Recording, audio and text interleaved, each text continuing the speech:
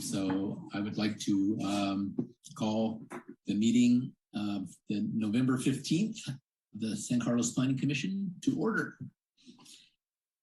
And as always, we begin with the Pledge of Allegiance. And if you would please join me in the Pledge of Allegiance. I pledge allegiance to the flag of the United States of America, and to the republic for which it stands, one nation, under God, indivisible, liberty and justice for all. Thank you. Roll call, please. Thank you, Chair. I'm going to note that Commissioner Bradley has not joined yet at this point. And if he doesn't, I'll mark him absent. Commissioner Jacopo. Lisa, he may have just joined. Oh, sorry. Okay. Is Commissioner Bradley on the call?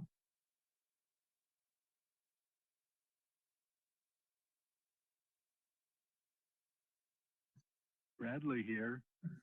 Welcome. Great. Can you hear me? Yes, we hear you. You're just in time for the roll. You're in time. I'm here. Okay. Commissioner Jacoponi. Present. Commissioner Garvey. Present. Vice Chair Clements. Present. Chair Roof. Present. The next item is the public comment. And public comment is limited to items not on the agenda. The Commission may briefly respond to statements made or questions posed as allowed by the Brown Act, Government Code Section 54954.2. However, the Commission's general policy is to refer items to staff for attention or have a matter placed on a future Commission agenda for more comprehensive action or report. So Sarah and Dara, is there anyone in the waiting room for the public comment? Not at this time. Okay. Let's move on to the next item, which is approval of minutes from the October 18th meeting. Chair Roof, I wanted to note 2 corrections to the minutes, if I could. Please. On page, well, I guess it's packet page 5 on the under the public hearing for 447 Hillcrest. I guess it's the 5th comment down. It says Commissioner Clements asked if the designation of this property could infringe upon what adjoining properties could do. That very smart comment and question was not by me. Unfortunately, it was by Commissioner Garvey. So I wanted to correct the record on that. And I said, oh, infringe, that's a good word. I don't remember using that. That's a really good question. So it's Commissioner Garvey. Right. And then I wanted to just note, trying to find it, at the end of the meeting, planning staff, packet page 8, under reports, correspondence, and general information on 7D planning commission comments or reports. Just to clarify that the second paragraph, Commissioner Clements announced she went to a regional planning collaborative this week. The timeline, just to clarify, it's the timeline for the general or for the housing element submission had changed because of new state laws. And that's all. Thank you. Are there other corrections from commissioners?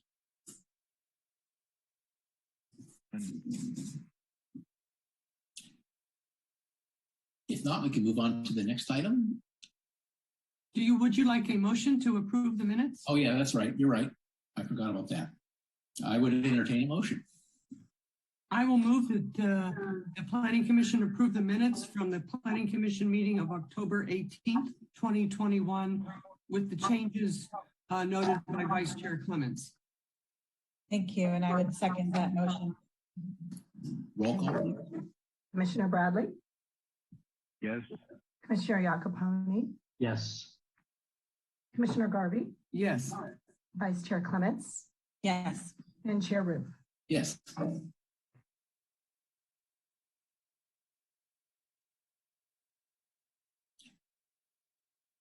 Okay, the next item is in regards to, well, let's see, item A, 555 and 661 El Camino Real, APN 050-076-070, request to amend the Transit Village sign program has been continued to a date uncertain. Yes, and through the chair, I would just like to ask Sarah Cadona if this item was noticed, in which case we would need to have a motion and a second just to continue it to a date uncertain. So Sarah, can you confirm whether there was a notice sent out for this? Yes, there was a notice that was sent out. Okay, so we would need a motion and a second to continue to a date uncertain. I move to continue this. Can I move to continue this to a date uncertain? Do I have I will second. Thank you. Roll call. Okay, Commissioner Bradley, Yes. Commissioner Iacoponi, Yes. Commissioner Garvey, Yes. Vice Chair Clements, Yes. and Chair Roof. Yes.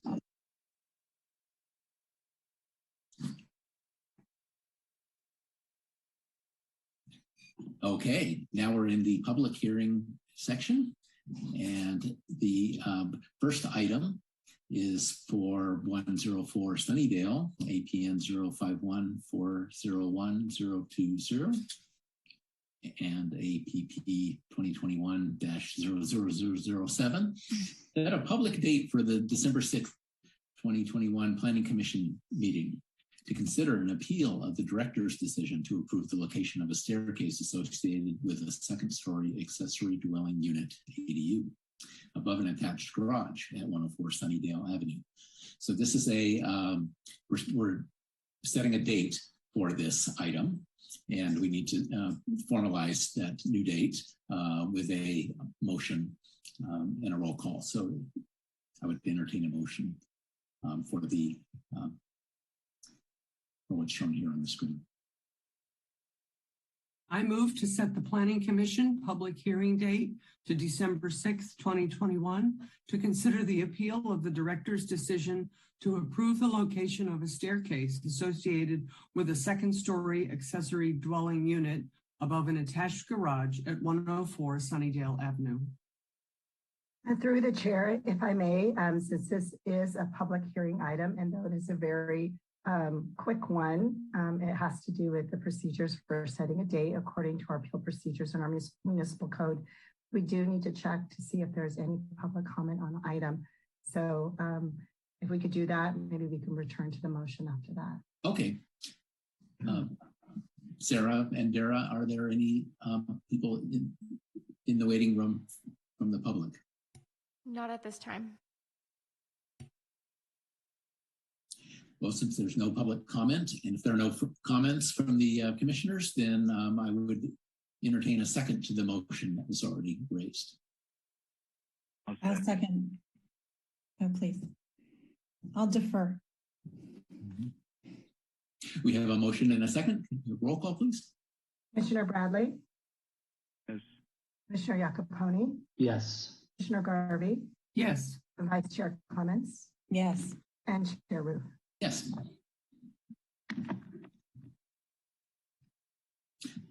Okay, the next item is a study session to review possible amendments to the Municipal Code, Chapter 18.16, Affordable Housing Programs.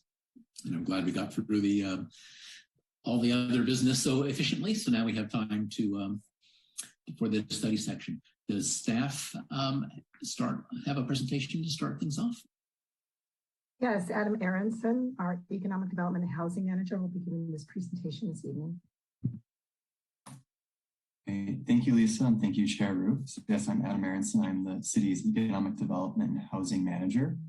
And we have for you tonight a study session on potential changes to our below market rate ordinance. And then I also want to call out that we also have with us tonight Darren Smith, a principal at EPS, and EPS is the consultant team that has been working with us on this update and who has been doing the analysis behind this inclusionary ordinance update. And so I first wanted to just set the agenda for you all to overview what we'll be reviewing tonight. And just as a first comment, this is just a study session. So we're just looking for your feedback and any comments you have. There's no formal motion being made tonight. And the next step will be to go to a study session with the City Council before we come back to you for a public hearing to adopt a formal ordinance. So tonight we'll be starting with a waitlist and BMR unit inventory overview to kind of set the stage of where the city is at right now. We'll then have an overview of current inclusionary requirements and the recommended changes. We're then going to look at potential density bonus changes for the city. And then we're also going to look at a few additional BMR ordinance revisions that go beyond the inclusionary ordinance. And that includes a change to the threshold to construct a BMR unit rather than paying the annual fee, affordability periods, as well as unbundled parking. Next slide, please. Okay, so first I wanted to give you all an overview of what our affordable housing waitlist looks like right now. And so the waitlist is what we use whenever a unit becomes available in San Carlos. We pull from that waitlist. And it currently has over 4,000 households on it. It's growing every year. And presently, over 98% are at low income or below. So we have very few people at the moderate income level and a lot at the low income, very low, and even lower levels. 61% of the households are 1 or 2 persons, 18% are 3 persons, and then 21% are 4 or more persons. With regards to our existing BMR inventory makeup, we currently have about 20% of our existing and the units we expect to be built over the coming few years as studio units. 38% are 1 bedrooms, 25% are 2 bedrooms, and 17% are 3 bedrooms. So for the moment, our unit sizes are aligning with what is on our wait list.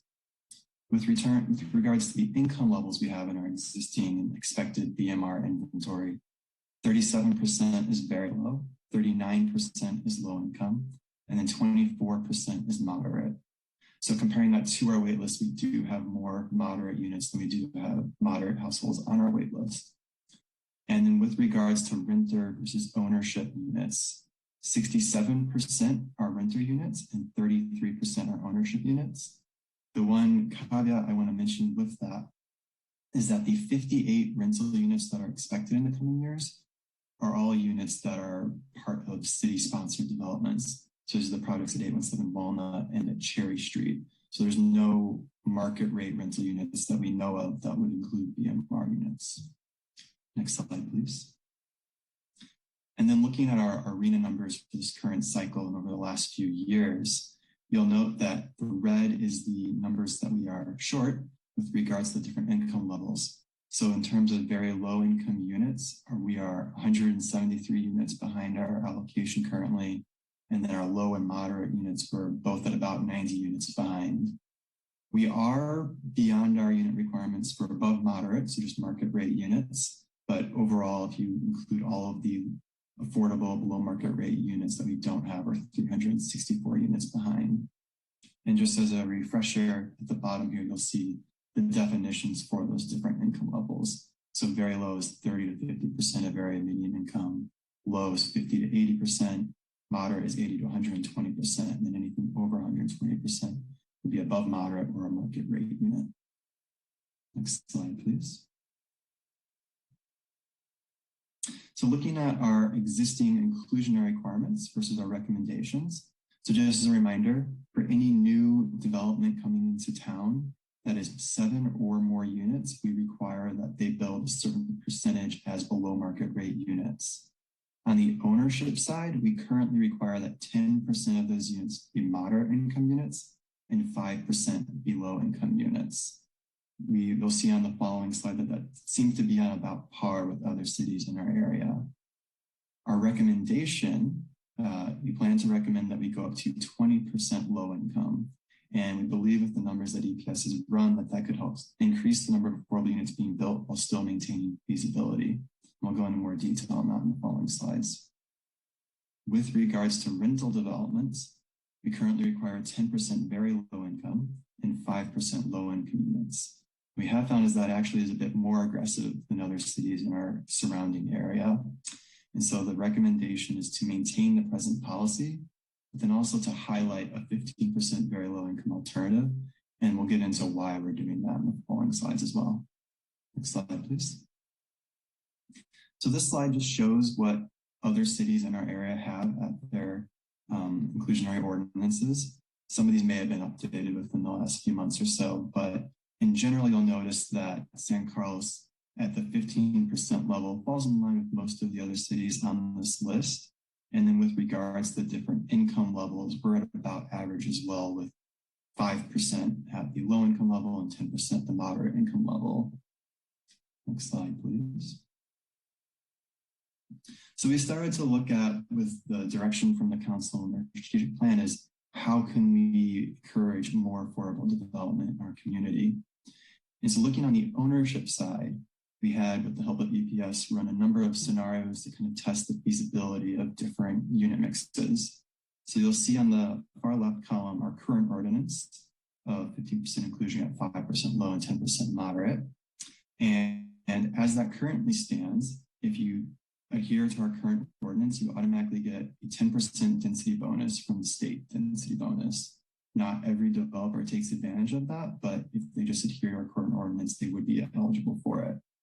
So if you hypothetically took a 28 unit project, you could then go up to 31 units with that density bonus. And we believe would earn a profit margin of about 17.65%. It's a fairly decent profit margin, so there's some room there. What we recommended going up to is this 20% inclusionary level. And what that does is it automatically triggers the 35% density bonus. So that 28 unit project turns into a 38 unit project. But the profit margin, because of those bonus units, actually goes up to 18.62% for the developer. And not every developer is going to take advantage of the density bonus. So that's just one thing to note. And if you look at these next few slides, we'll kind of see why we're not going higher than that. So one of the scenarios here is the 10% low for 10% mod. That actually results in a lower profit margin, even though it's less restrictive income restrictions, because you get less density bonus units from it. On the far right, you'll see that an option could be to go to 15% very low and 5% low, or 24% low, and that both of those actually achieve higher profit margins. So you think they're more feasible, but the reason they achieve those higher margins is because they achieve a 50% density bonus, which might not necessarily be feasible for every project. So we don't want to set that as a standard because it might not be possible for all projects. And so instead, what we're recommending or plan to recommend is the 20% requirement. And then if a developer wants to go beyond that and go to deeper levels of affordability or a greater number of units, then they could do that and they could achieve this the state density bonus of 50%. And that is something that they are entitled to. Next slide, please. So looking at our rental city comparisons, you'll note that at the 15% level, we're at about the same as most other cities. The difference comes in that we require 10% very low income units and 5% low income. And if you look at this slide, you'll see there really aren't any other cities that require 10% at very low income. Cupertino comes close. Los Altos has an option to do that, but that's an alternative to 20% at low income and only for projects of 10 or more units. Similarly, Palo Alto has a requirement of 10% very low and low income, but only for projects on more than 5 acres. Next slide. And so as we mentioned earlier, we don't have very much in the way of rental developments coming into the city. And part of the reason we think that might be is because it's just difficult to achieve a yield on costs that makes it worth those developments coming in. And so the first thing we did is we looked at our current ordinance and what impact that's having on yield on cost. So our current ordinance results in a 32.5% bonus, which if you take a base unit development of 59 units, so that's a 1 acre project in RM59, it'd result in a 78 unit project after the density bonus. And the yield on cost would be 4.9%. And generally 5% is considered the threshold for development to move forward. So it's right on the edge of that feasibility level. And if you look at the other options here, if you go up to a 15% very low or 5% low or a 24% low, you're able to trigger that full 50% density bonus, but the yield on cost goes down even a little bit further. And since we're already having trouble, we don't necessarily want to make it even harder for these rental developments to come to San Carlos. Another option could be going to the 15% very low, which also triggers that 50% bonus and does get you up to a 5% yield on cost. But as we mentioned earlier, not every project is necessarily going to be able to utilize that 50% bonus. So we don't necessarily want to make it a requirement for a project to move forward to have to achieve that 50% bonus. And so just out of curiosity, wanted to know, what impact is our inclusionary ordinance having on that yield on cost? Is that the reason that these projects are struggling to meet the feasibility threshold? So on the far right, you'll see that we ran a scenario where there's no inclusionary requirements. So it's just the 59 base units, there's no affordable units, there's no bonus units either. And with that, the yield on cost went up to 5.2%. So there's a slight increase, but it's not extremely significant, which we feel suggests that most of the hindrances to development coming on the rental side are actually from market factors and not from our inclusionary ordinance. But our inclusionary ordinance is at the more aggressive level in the area, and it doesn't necessarily help make these projects more feasible. So at this time, we're not recommending to increase the ordinance level on the rental side, and are recommending that we keep the current levels, but then highlight that 15% very low option as an alternative for those developers that might be interested in pursuing that 50% bonus. Next slide, please. And so we were looking at this, we couldn't really find a way to amend our rental inclusionary ordinance to help make rental developments more feasible. And so an idea that the Council's housing subcommittee wanted us to look into was a potential revision to our city density bonus. So similar to the state density bonus, we have a city density bonus, but currently our city density bonus is quite a bit simpler. It's just for every low income unit or lower, you get one bonus unit. Typically, that's a much less favorable bonus compared to the state density bonus. So we very rarely see developers take advantage of it.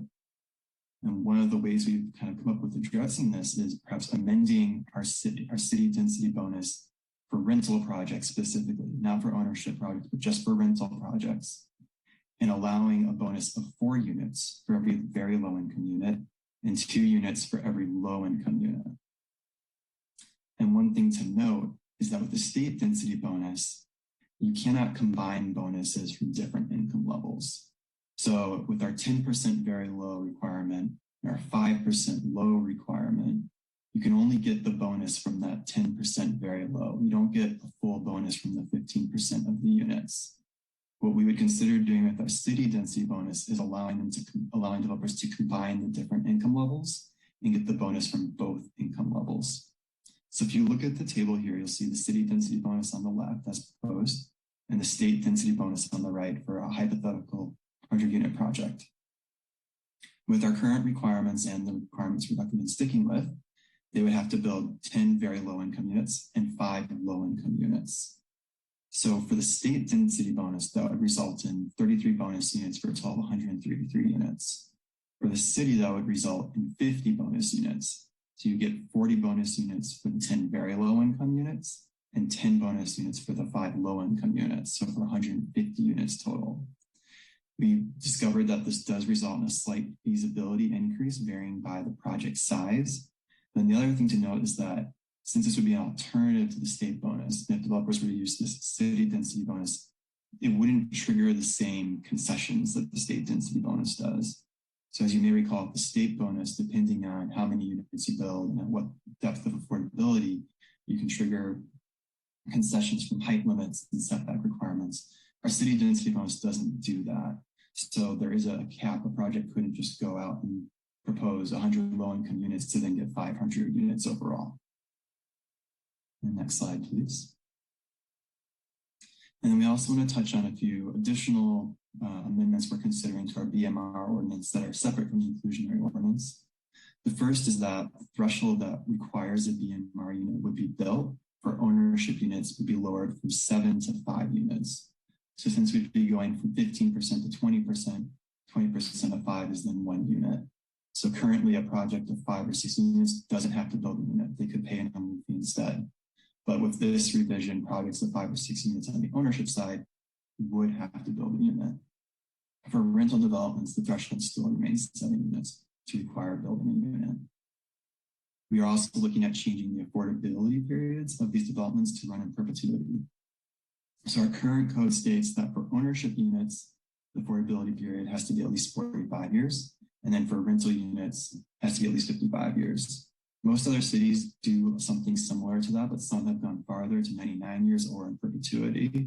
And we've heard from our housing subcommittee that they're interested in going to extending these affordability periods in perpetuity.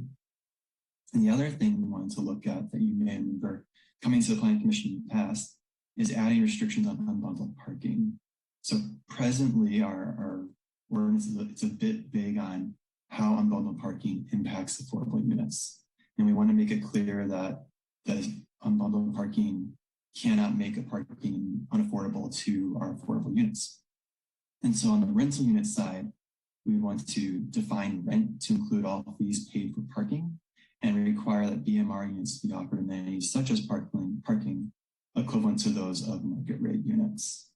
And then on the ownership side, we require that BMR units include a parking space at a ratio equivalent to that of market rate units. And in developments that include unbundled parking spaces, the parking spaces must be included in the affordable sale price for the BMR unit at a ratio equivalent to what the distribution of parking spaces among all units would have been were those spaces not unbundled. So there is a scenario where if there aren't enough parking spaces for every unit in development, the BMR unit might not get a parking space, but they wouldn't not get a space if an equivalent market rate unit was having the opportunity to get a space. And next slide, I believe, is our final slide. I know this was a lot of information, but Darren and I are both here and happy to take any questions you may have. Thank you for a clear, concise presentation. Are there clarifying questions from the commissioners? Commissioner Garvey? Oh, thank you, Adam. That was an excellent presentation, and it was also a really well-written packet agenda item. I had to go through it several times to try to understand everything. There was a lot there to unpack. I have one question. Given the reasonable profit margins, what are some of the reasons that all developers don't take advantage of the density bonus? You said some of them do, but many of them do not. Can you help me understand why not? Is it because the project takes more time because you're building more units, or what are some of the reasons that developers give you why they don't want to take advantage of that bonus? So it can vary from project to project. Sometimes with larger projects, if you reach a certain threshold, costs can actually go up depending on what construction materials you have to use. In other cases, larger projects of higher densities might just not be that developer specialty. So you have some developers that are more interested in developing, say, townhome projects that are larger, 3 or 4 bedrooms, and they don't want to build more 2 or 3 bedroom units. They prefer to just stay with what they're used to and don't want to take advantage of that bonus. Thank you. That's helpful. I didn't know that. Commissioner Clements? So we're in a procedural question. Hi, Adam. So nice to see you. I have a procedural question. So we're in a study session, and so we're not going to be making any motions. And so I have lots of questions. So I guess my question is, number one, are we going to, have opinions offered after this, but no motions? Or is this just all about clarifications tonight? So please go ahead, Steph. So I would say we're looking for any and all comments you might have. Okay. So the goal here is to get your feedback and your opinions on what you feel about these proposed recommendations so that we can then bring those to the city council and so they can know how the planning commission feels about these. Okay. And through the chair, and in response to planning commissioner or vice chair commission Clements' question, Thank you. I did set the slides in order, to ask questions, kind of like we normally do. And there is a slide following this one. for an opportunity. If there's anyone from the public watching and they want to make comments, we do have a public comment slide for this item. And then we also have another slide for just discussion and comments. So it's everything, and it can go in whatever, order the commission would like it to. But we just teed it up this way, just based upon our past practices. Okay, thanks, Lisa. Okay, I'll start with a couple of easy questions, Adam. For RHNA, I know the typical definition of very low income is, as you had cited, between extremely low and low. For RHNA, don't they combine extremely low income and very low, and that's why the number's larger? And so doesn't that VLI RHNA goal include both ELI and VLI? Yes, I believe that's correct. Okay. All right. So really that would take it, those AMIs, area median incomes, all the way down to 0, if you will, then, because that's where ELI would go down to. Yes, that's 0. correct. Okay. All right. Just wanted to clarify that that's the same everywhere. Did EPS profile the housing costs at 10% less than the upper limit for each one of the ranges? So I saw a reference to low at 70% of AMI. So are they using those definitions for the affordable housing cost? So mod is at 110, very low is at 40 then? Do you know if that's what they use? That's right. Darren, do you mind weighing in? The very low is set at 50. That's the calculus that we did, the full 50% of median income on very low. For rentals, the low income is calculated at 60% of median, and for sale, it's calculated at 70% of median income, consistent with state law regarding the density bonus. So the affordable housing cost definition in the health and safety code is that you usually profile it at 10% less. And I'm used to dealing with that for moderate income. And hi, Darren, how are you? Nice to hear from you. I'm used to dealing with that a lot for low income and moderate, especially for home buyer programs. But and we're used to rental projects dealing with 60% of area median because of tax credit deals. So, so I hear you saying that for rental, you just stuck with the normal upper tier, but for the home buyer, you did the 10% reduction. Right. We set that at 70% of median income, again, consistent with what 70. The state's density bonus program allows for low income units. 70 and 110. Okay. Yeah. Got it. Okay. So a couple other clarifications. It looks like, so I work in San Jose, our inclusionary ordinance makes a distinction as to where you produce the units and where, therefore, what the, or if you pay the fees instead, that the percentage produced varies whether you're going to try to produce it integrated into the project, or if you want to produce it, but produce it next door, for instance. Under certain circumstances, you would be allowed to, if it's required by a financial structure, to take advantage of tax credits. So how does San Carlos think about that? It seems like the ordinance is kind of devoid of that differentiation of on-site versus off-site. Is that right? Yeah, so our ordinance doesn't speak to, say, integrated versus right next door. We do have some language related to an alternative to build the units off-site at the council's discretion if they're open to it. Okay.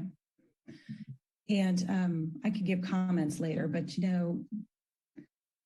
there's a lot of back and forth as soon as you start talking about producing, but producing off-site. There's a lot of discussion about fair housing concerns, right? So good to take advantage of tax credits and other affordable financing sources, as we know, but a lot of complaints that is not at all the same thing, from a fair housing perspective. So simple might be better.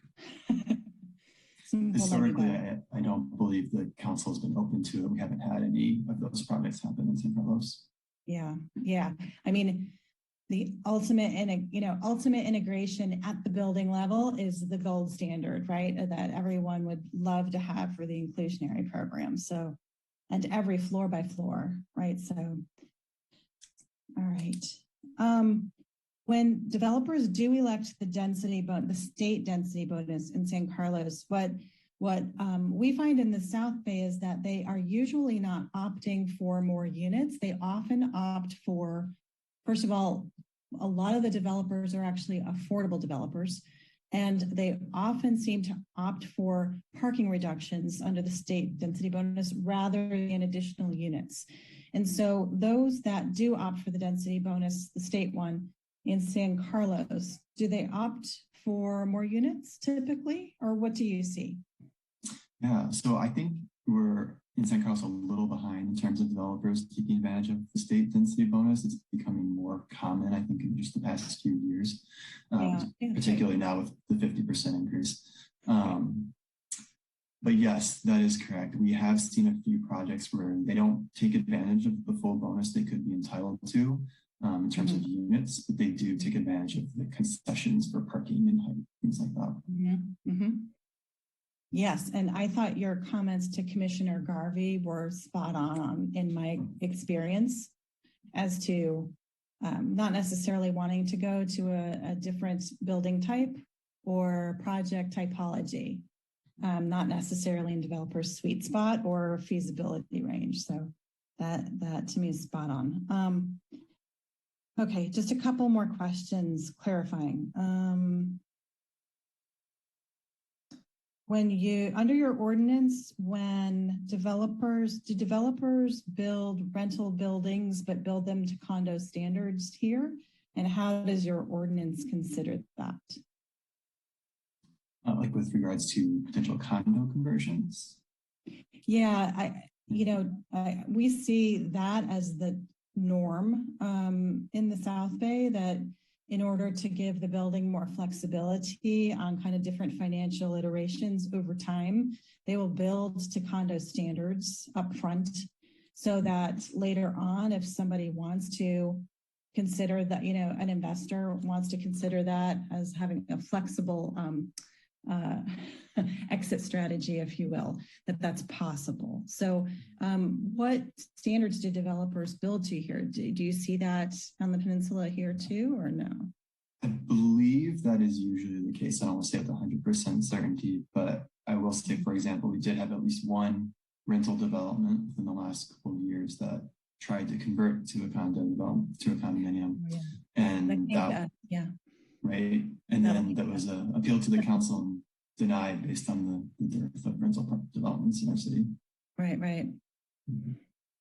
Right. Okay. And then I have two other thoughts just about how tax credits interact with the proposed terms of the ordinance.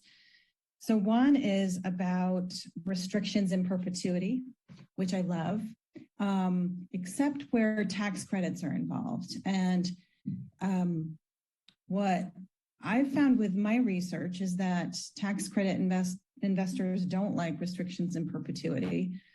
And that as long as that's not the execution, it seems to be fine or better because it interferes with the Investors Council's notions of what constitutes debt. And so for complicated reasons. So have you run into this conversation, and has that kind of come up, or maybe Darren could comment on that as well? Yeah, I'll say for me, it hasn't come up yet. It does sound like it's something we need to keep into consideration. I don't know if Darren has anything to add. I do. My experience is that tax credit projects, typically for financing reasons, as you're suggesting, Commissioner, tend to be at 55 years. But what we're talking about here as inclusionary units, for the most part, we are not talking about units that would be receiving tax credits because they're a small proportion of the overall project and they're integrated with the rest of the market rate unit. And while there are some examples around the country of mixed income projects for which tax credits have been provided, that is not the norm. And so it would not be expected that these units would be receiving tax credits and thus subject to that 55-year expectation.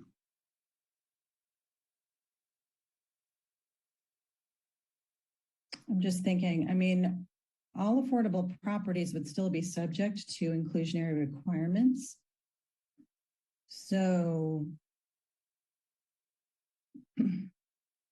it might be something that the ordinance ends up getting worded to the extent that the lenders allow that in perpetuity demarcation. And 99 years, there are ground leases commonly that are 99 years in affordable housing land. And so, which is kind of de facto in perpetuity, if, you know, in many people's estimation, but, and not just 55, right? But, so you may be able to state it in a way that just allows for an exception basis under certain kind of evidence provided or something. 100% affordable projects. Or for mixed income. It's possible that one deal that comes forward on one development permit could have two financial structures if it was really large, right? So it's possible that one side would be a tax credit deal and one side wouldn't. And so it just depends how you think about it and how you process it internally, right? Whether you process that as two applications or one, you know, probably from my perspective, you process it with the land use application. So you process it as one. So you just want to be careful how you'd word it. That'd be my suggestion. And then one more comment along those lines, which is my understanding is that the state treasurer's office still has not changed anything about the definition of rent and unbundling parking from rent. And so if you could clarify again that the definition of rent would be all fees paid for rent and parking. Is that what the proposal was? Maybe you could go back to that slide for a sec. But that unbundled parking is not possible, excuse me, still on tax credit funded units, to my understanding. So again, that would be the restrictions in perpetuity. There might have to be some kind of carve out until or unless TCAC gets a little bit more progressive or something. I don't know. It's a thorny issue. So I don't know if you or if Darren has more thought about that. I don't. That was one of the trickier amendments in terms of how we're going to word it to make sure that it has teeth. So it's going to need some work from us and our legal counsel to get it where we need it to be. I totally agree, because this is a thorny issue. I really agree, and we want to make sure the incentives are all right to not overpark, and that you have to base it on the lowest package, if you will, of what's the right word? Accoutrement of amenities that a unit has, right? And so I understand. Okay, those were my clarifying questions. Thank you so much. Thanks for your patience, Chair.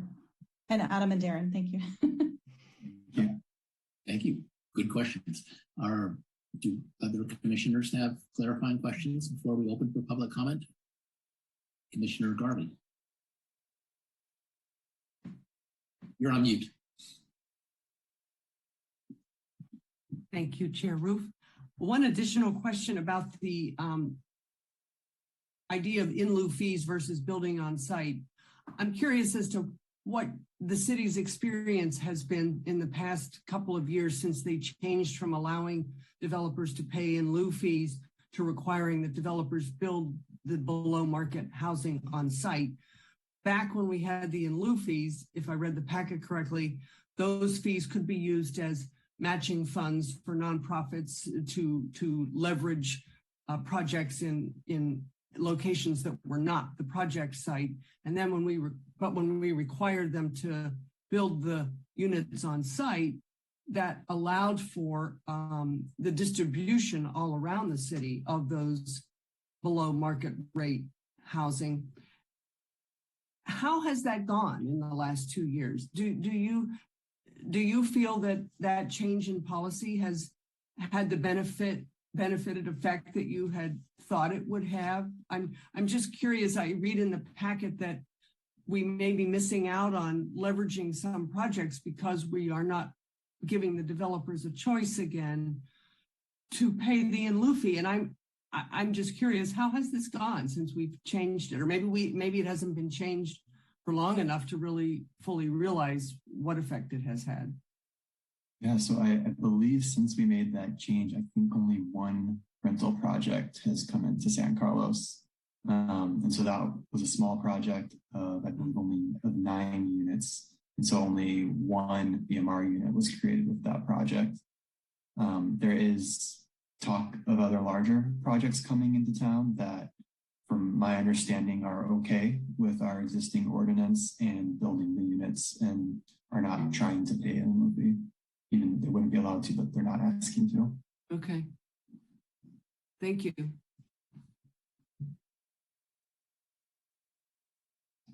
Well, I have a question, a clarification, which is the language that you use refers to the number of the bonus as units, but we wouldn't want to arrive at a situation where a building full of 2-bedroom market rate units and then have the bonus unit be a studio. So how do you manage that? Mm-hmm. So we have language in our ordinance that says that the BMR units have to be similar in terms of unit size, in terms of the number of bedrooms as the market rate units. So the distribution of the units also has to be fairly distributed throughout the project. They can't all be on the first floor. They have to be on different levels if it's a multi-story building. And say if there's a mix of 25% 1 bedrooms versus 25 2, 3, and 4 bedrooms, the BMR units have to be at that same breakdown. They can't just do all 1-bedroom units as the BMR units. So does the code require parity? Is that principle established? Mm-hmm. Yes, that's correct. There's some language in that there can be slight differences in square feet, and part of that is due to state law. But in terms of the number of bedrooms in each unit, there has to be parity between them. Okay, good. I see Commissioner Iacoponi has a question. Thank you, Chair, and thank you for asking that question. That was one of 2. My second one was just a follow-up for Adam, and that I didn't expect it when you said you ran the scenario, if I heard it right, with the 4-to-1 and 2-to-1 proposed city density bonus, which, by the way, I liked. But then I thought you said it didn't result in a much improved return on cost. So number one, a question, did I hear that right? And 2, if that's the case, did you have anything more bold in mind? Because if forward going is from like 4.8 to 5.1 or 2%, then we're not moving the needle on rentals. So I'm just concerned about that. So did I hear it right? And what was the result with that city bonus as you proposed? It does have a slight increase to the yield on cost. It's not a full percent or anything like that, but it does make the projects more feasible. Darren, I don't know if you want to provide more on the background calculations. Yes, it does improve the feasibility of the project measurably, and enough that we see it as being preferable in certain ways to the state's density bonus. The example that was given was that you would get a 50% bonus through the city's local density bonus ordinance compared to only a 33% bonus for the same number and types of units under the state's density bonus.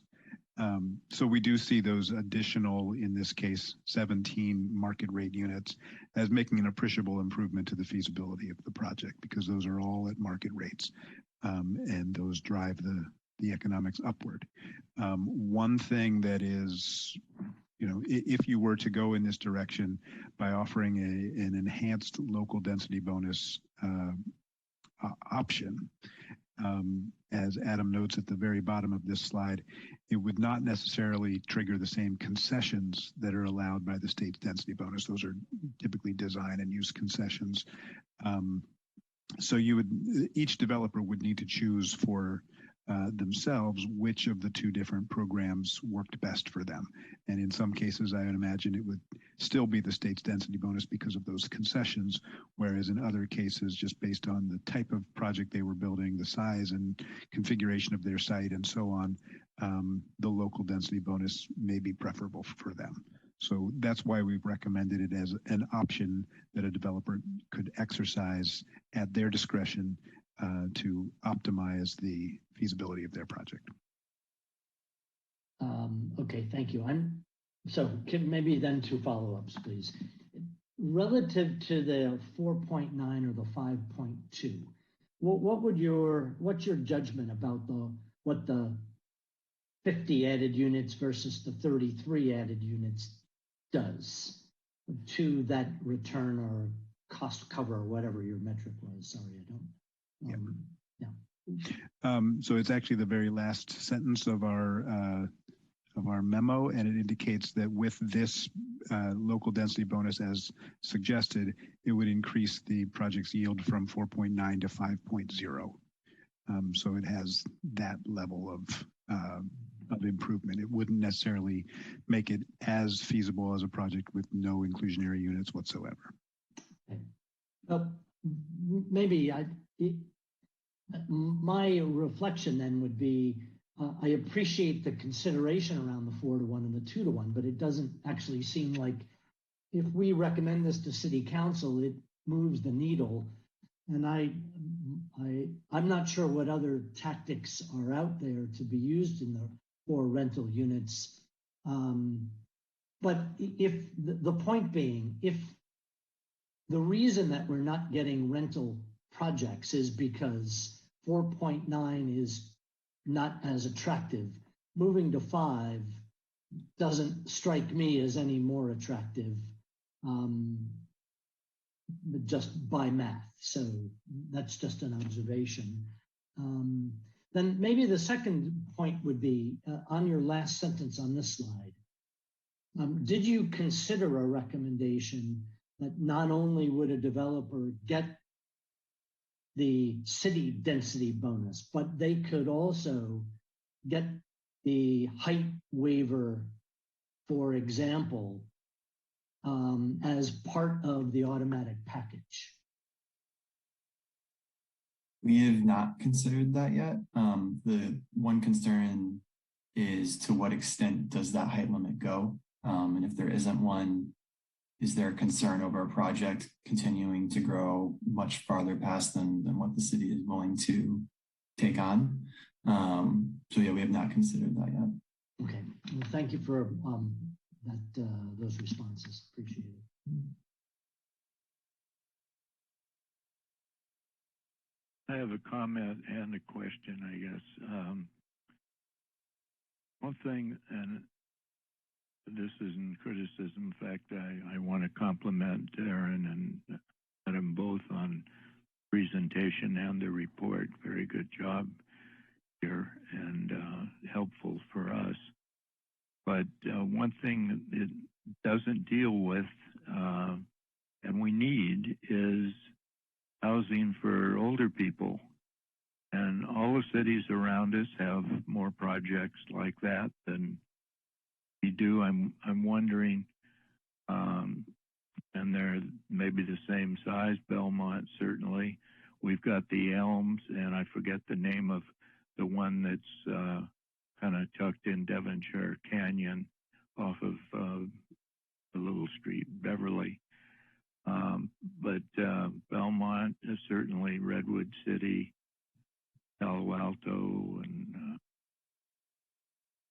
San Mateo all have many projects, not necessarily high rise or even mid rise. They can be cottages or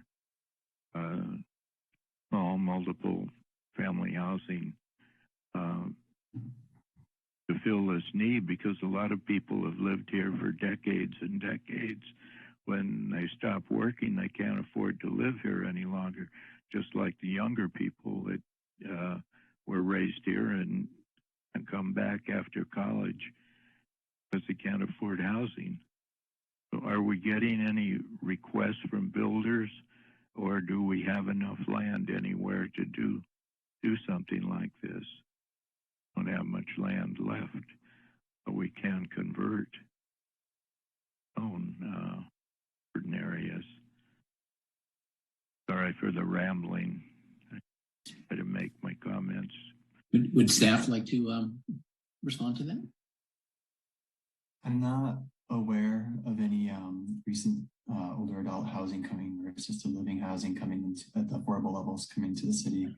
I'm not sure if Lisa knows of anything either. I will say we haven't been given direction by the council yet to pursue that particular type of affordable housing typology yet, but we can certainly bring that as a comment to them as something that's of interest to the Planning Commission. Yeah, I'd like the comment further. I'll see the minutes. Thank you. Commissioner Clements, you have another clarifying type question? Yes, thanks. Just building on what Commissioner Iacopone had brought up, a couple of good questions. Could you go one slide ahead for me? I just wanted to, sorry, maybe the next slide ahead. There was the other table. Sorry. Thank you. That last column with the 5.2 return, no units built, is that assuming in lieu fees though? No, I don't believe so. Is that correct, Darren? That is correct. Okay.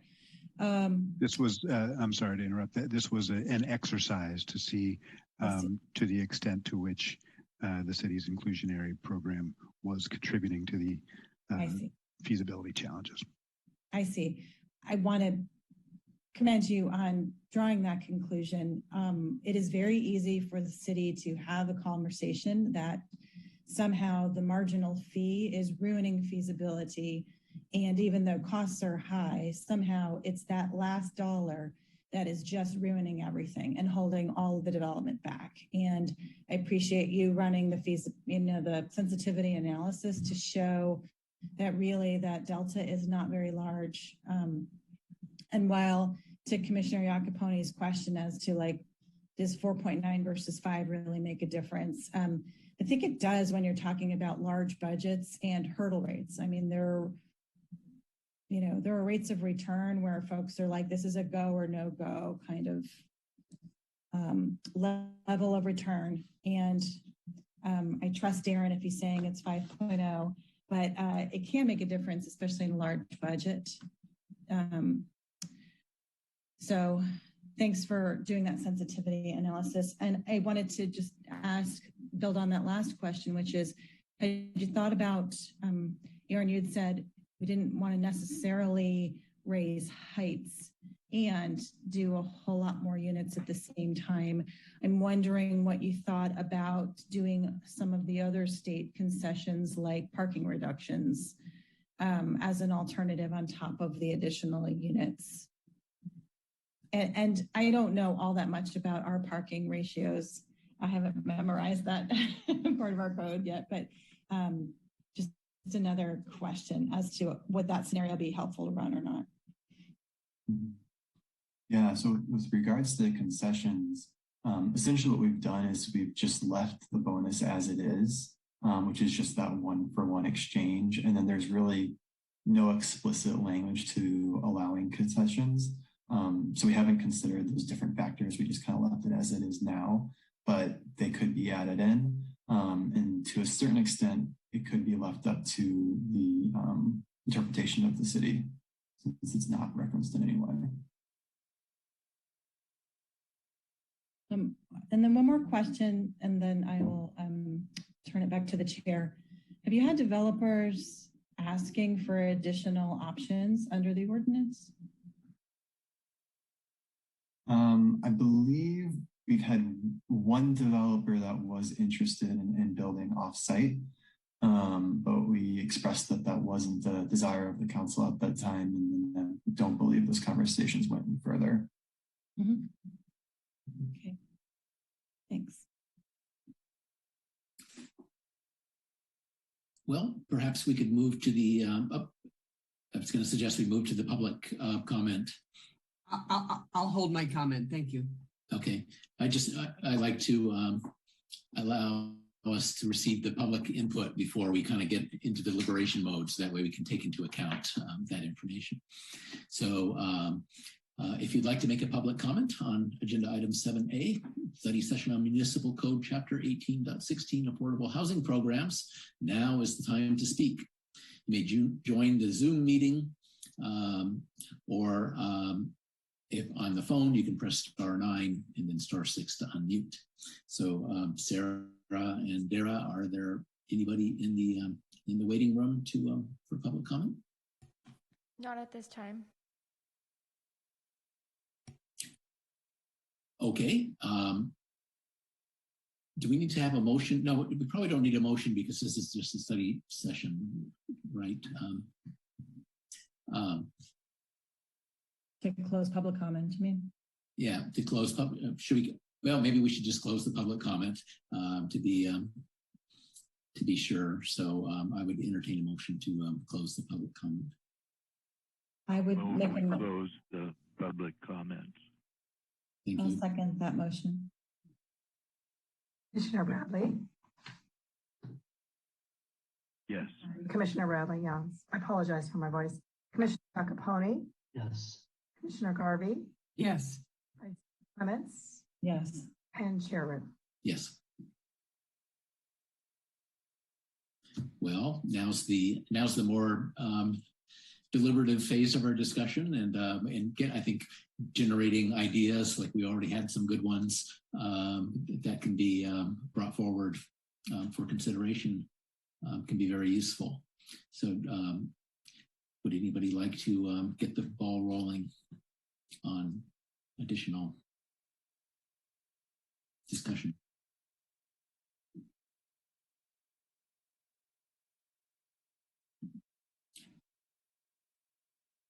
I think I saw Commissioner Clements' hand go up first, and then Garvey. Always happy to think through things with my fellow commissioners. I wanted first to commend the city for looking at the ordinance. This is a really opportune time to look at the economics of development. We know that I was looking at for sale prices and the alarming escalation in prices over the last year that has occurred in our market. And so I'm really glad that we're looking, especially at the ownership, to confirm that not only are the inclusionary obligations reasonable, they actually could be higher. Because projects, and you can see it in our market, that projects that have been stalled for years and years are now going forward. So it's all around us that things are moving forward, which is wonderful. But it's because the median sales price this month is $2.3 million in San Carlos, which is absurd. So that's the flip side. And I'm sorry to see that 4,700, over 4,000 people are on the wait list. 98% of them are low income, because it is impossible to buy here if you are low income. So I want to support us to continue to make ownership, really a requirement to the extent that we can. I'm so thrilled to see us aiming for a low income bar, not a moderate income ownership bar, because that's more of a market rate concept, especially in our very high income county here in San Mateo County. So aiming for low income buyers is much better, much superior to me. So thank you for, I support that motion. I do want to say that it is very clever to think about a city density bonus. We are not the first city to think about this. I just heard a presentation from the city of San Diego, and they have had great success over the last few years, and maybe Darren knows all about this, having put in place their own density bonus and gotten in San Diego a lot of moderate income units built with no subsidies, hundreds and hundreds over the last few years. So, you know, the details matter very much so, but I do think that that in healthy real estate markets, it really can work. And I am happy that we are thinking about, even though development costs are just so difficult right now, how can we make rentals still work? And I just think that's a very clever idea to say, how can we enhance the tool that we've got that can really help this pencil out better? So, and help us meet our forthcoming RHNA goals and our existing ones that are so hard to meet. So I really support us moving forward with a city density bonus program. I think it's very, very wise and very thoughtful. And then my last thought for the moment, because this is a very detailed part of our industry and very, I used to manage an inclusionary program. Excuse me, it takes a lot to get the balance of incentives right so that you see production, you don't inhibit production, and you see what you want to see from the program, right? So it's good to look at it frequently and then think about fee collection versus unit production. And I want to say that while I think it is important to build in flexibility into the ordinance so that developers have some choice, because legally that's important. And, you know, it's nice to be friendly to business, folks who do want to help the community develop. It is the best when the units get built at the same time in the buildings. And so to the extent that we can make that, to incent that behavior, I'm really in favor of that. Collecting fee revenue is good, but we have other fee sources here too, right? Inclusionary is a special program that gets units built with housing already going up. There's no other way to do fine-grained at the building level inclusion of affordability as other units go up. There's no other tool like that. It's very special. And I used gold standard. I really believe in inclusionary as a wonderful program if it's working right. So I encourage us to continue to offer some flexibility, but really incent those units to be built rather than fees to be generated, because it is not the same thing. And as someone who used to collect a lot of fees and turn them back around and then subsidize deeply affordable housing with them, that's all good. It just takes years and years, and you don't get the units in the same neighborhoods necessarily, right? It's not at all the same thing. So anyway, I think if this tool is not broken, let's not fix it. So those are my immediate thoughts. Thank you. Commissioner Garvey.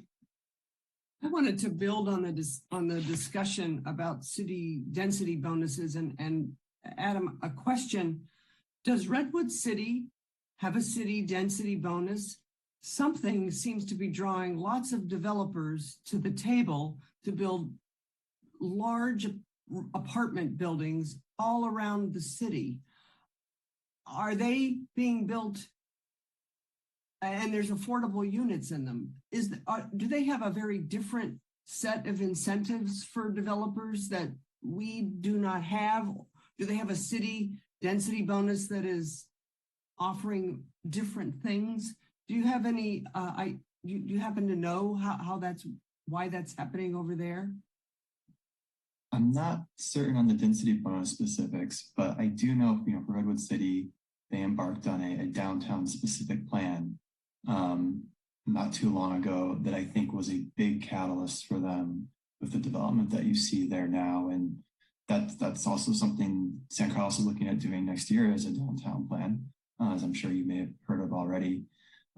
I'd say the other factors involved are that there's larger parcels available in Redwood City compared to San Carlos.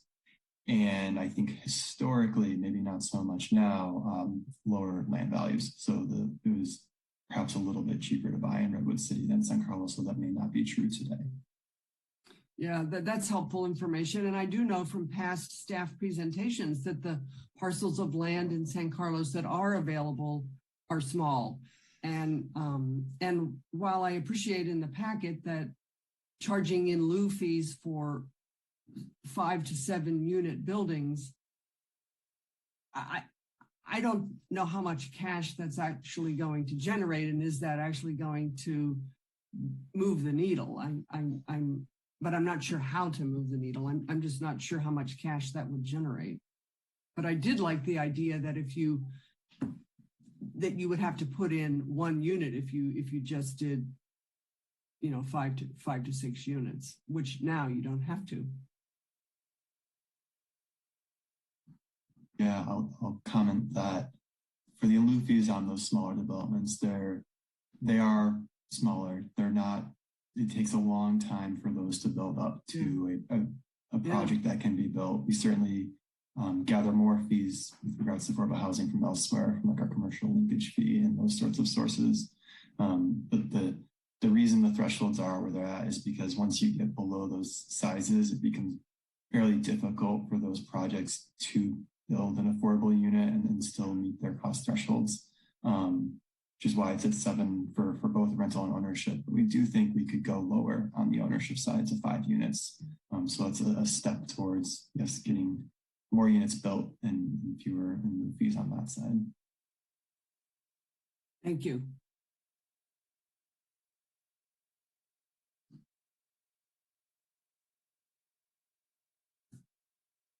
Well, I'll weigh in on, I like the city bonus concept. I think it makes it more efficient to do that. That's provides more flexibility. Good thing. I wonder if there's ways we can have the city bonus coupled to some flexibility in the height and floor area provisions, so that in appropriate parts of the city, we could have larger units and kind of have a catalyst to have the BMR bonus be a positive effect in terms of getting additional housing built in the city. And right now it seems to be that what's being proposed is sort of break even or maybe some benefit in terms of flexibility. But if there's anything more we can do to make it clear that the city would be willing to offer some additional height if we can get additional units that way that are below market rate, that would be an avenue worth exploring from my perspective. I would support that as well. And I hear your point, Adam, that possibly could be worked into the downtown plan when they carve out certain areas near transit or whatever, where that type of a bonus might be most beneficial, that it might not be citywide, it might be within a certain distance of a transit hub as an idea. Yes, Commissioner Iacoponi. Thank you, Chair. Maybe just I know there were a number of recommendations in the pack, and I just thought I'd speak to a few that we haven't touched on. This notion of lowering for ownership from 7 to 5, and then having the 20% bonus be effect there. That seems wise. I like the idea.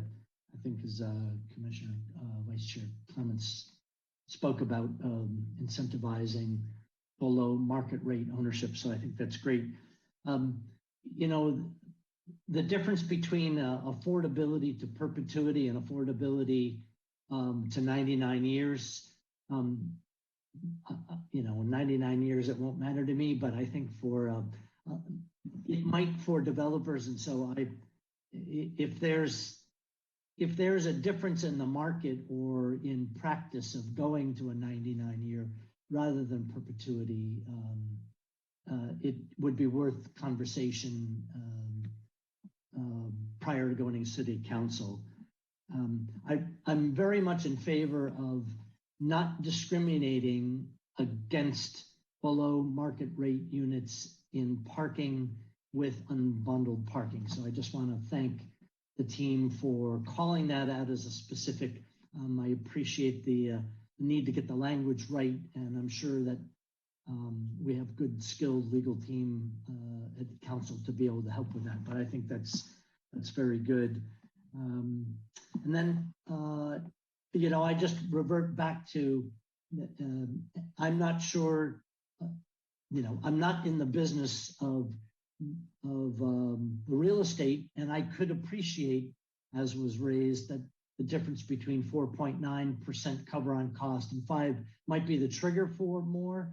And if there's anything more bold that you have in mind that would increase the return or the attractiveness, I'd suggest you put it on the table before you go to council. Push the bounds and let them say no rather than not, because it feels like we have a real problem with the rental units as well. Those are my comments. Thank you. Commissioner Clements. I had a quick question probably for Lisa, which is, I think talking about Redwood City,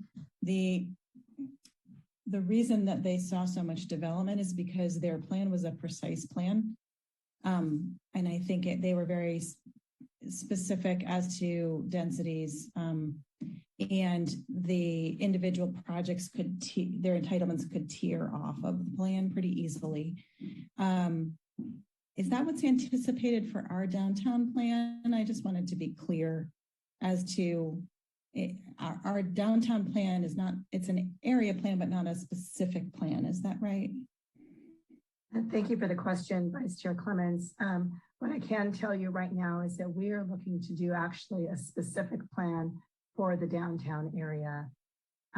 So it would be, you know, cover all of the necessary requirements of a specific plan required under state law and infrastructure planning, as well as methods for financing implementation, and including land use and zoning modifications to implement those land use policies.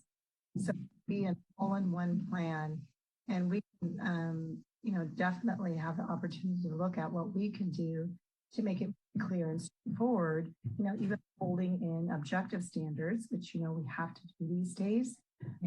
The clear signal to developers, you know, what are the city's rules for developing, and let them come in and do what they need to do. So that's the direction we have taken. That's great. That's wonderful news. I do think the more that we can have some alternatives within our own inclusionary program, the more interest that we will get. And if we are confined by small sites, which I think we are, that flexibility may help. But again, I don't want to err on the side of fees, because I do know, I mean, I've talked to many developers, and it is clear that paying a fee, writing a check day one, is much less risky and much more knowable, even if it's slightly higher than you might pay really dollar-wise by then cutting rents. It is much lower risk than actually producing units and having to manage them and deal with people. And so if you have fees, you're going to get, you know, if you have a really reasonable fee, you're going to get fees. if you have a higher fee, you know, the art is how high can you put it so that it's really an even push with creating units and having them amortize their loss on that full rent over time with that additional risk. So anyway, but alternative is good. So I agree with Commissioner Iacopone. If there are any other ideas to explore, I think it's a great time to do it.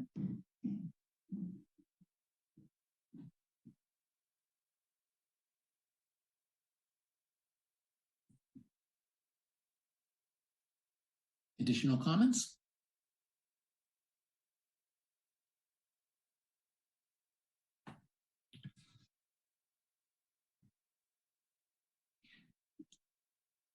Well, are we ready to wrap up? Do we want to, I see Commissioner Garvey has something.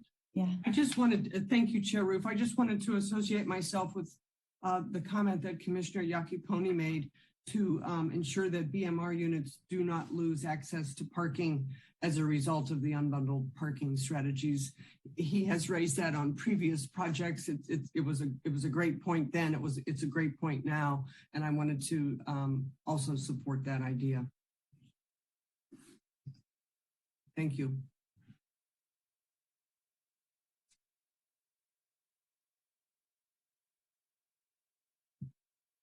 I'm in support of this recommendations of this report, and I'm glad I noticed that we're a little more aggressive than some cities in our requirements, and that's probably, we act like that, I think is why we're called the City of Good Living.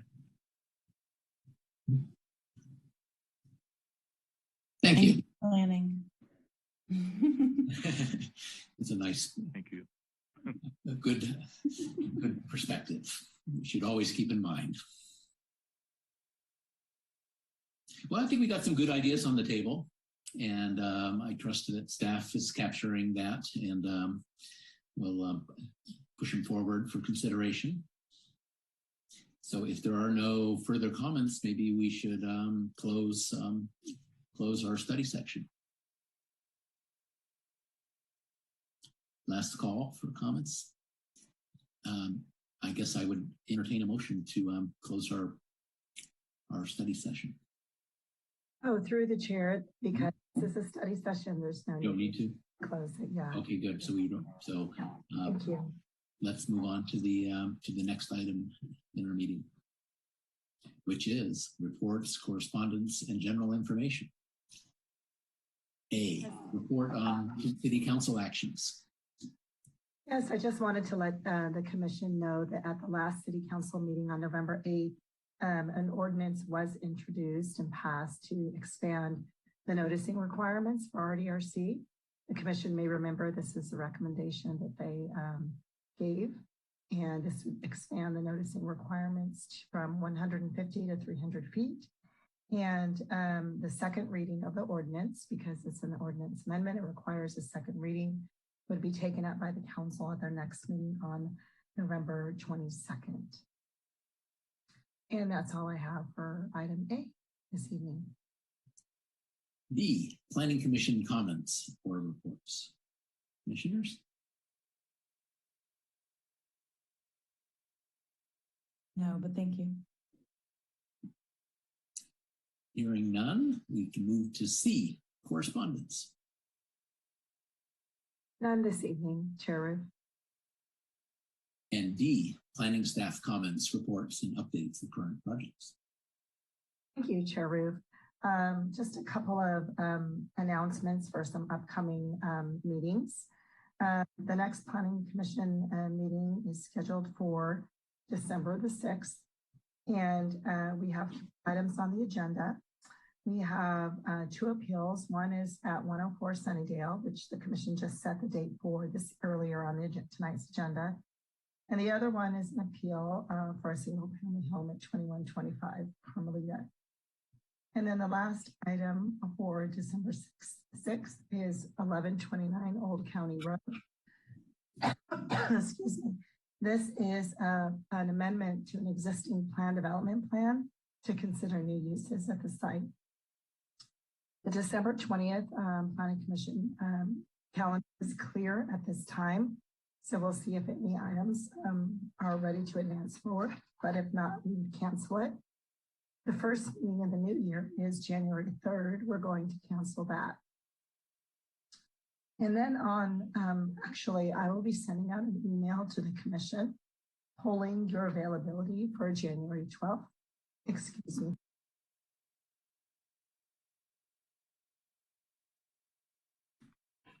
For January 12th, we're looking to have an EIR scoping meeting for the housing element. And that's all for this evening. Lisa, you don't sound good. I know. Thank you. Lisa, do you envision that scoping meeting on the 12th would be like an evening meeting, like a 6 or 7 p.m. meeting? Do you have any idea about the time yet? And I don't need you to answer with lots of sentences. It would be in the evening. All right, thank you.